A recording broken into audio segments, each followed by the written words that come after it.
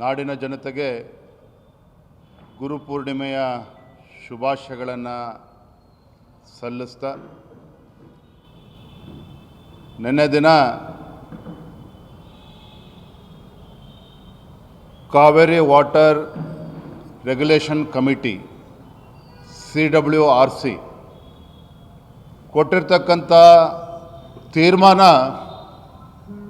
ಕಾವೇರಿ ಕೊಳ್ಳದ ರೈತರಿಗೆ ಬರ ಎಳೆದಂತೆ ಆಗಿದೆ. ರಾಜ್ಯದ ಮುಖ್ಯಮಂತ್ರಿಗಳು ಕೆಲವು ದಿನಗಳ ಹಿಂದೆ ಆ ಭಾಗದ ರೈತರಿಗೆ ಒಂದು ಕರೆಯನ್ನು ಕೊಟ್ಟಿದ್ದರು.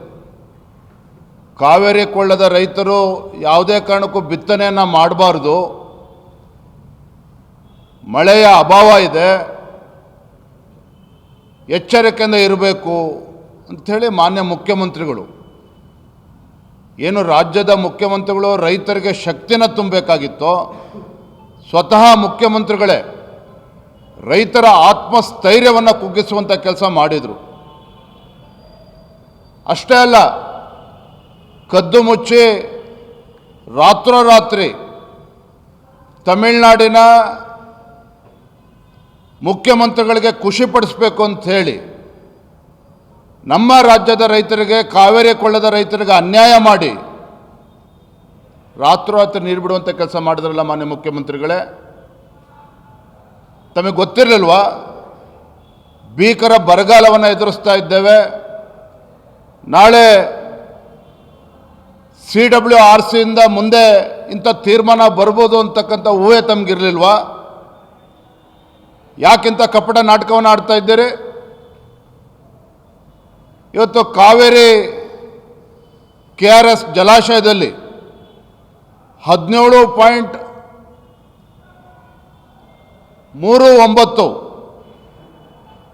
TMC ಅಷ್ಟು ನೀರು ಸ್ಟೋರೇಜ್ ಇದೆ. ಅದರಲ್ಲಿ 5 TMC ಅಷ್ಟು ಡೆಡ್ ಸ್ಟೋರೇಜ್. ಇನ್ನು ಬಾಕಿ ಉಳಿದಿರ್ತಕ್ಕಂಥದ್ದು 13-14 TMC ಮಾತ್ರ.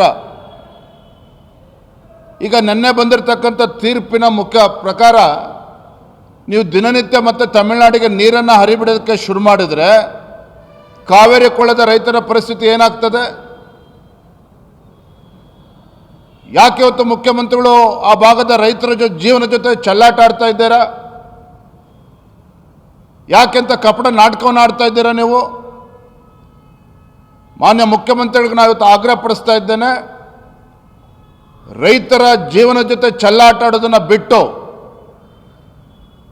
CWRCಗೆ ಮರುಪರಿಶೀಲನಾ ಅರ್ಜಿಯನ್ನು ತತ್ಕ್ಷಣ ಹಾಕಬೇಕು,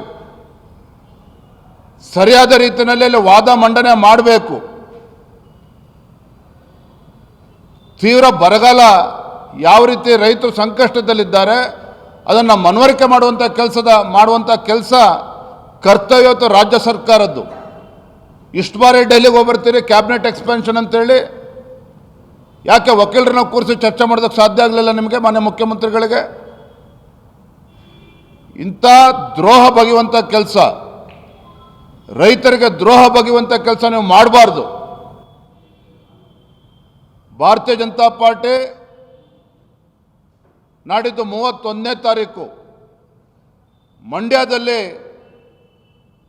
ಈ ಕಾಂಗ್ರೆಸ್ ಸರ್ಕಾರ ರೈತರ ಹಿತರಕ್ಷಣೆಯನ್ನು ಕಾಪಾಡಬೇಕು ಅಂತ ಹೇಳಿ ಮಂಡ್ಯದಲ್ಲಿ 31ನೇ ತಾರೀಕು ಒಂದು ಬೃಹತ್ ಹೋರಾಟಕ್ಕೆ ನಾವು ಕರೆಯನ್ನು ಕೊಡ್ತಾ ಇದ್ದೇವೆ.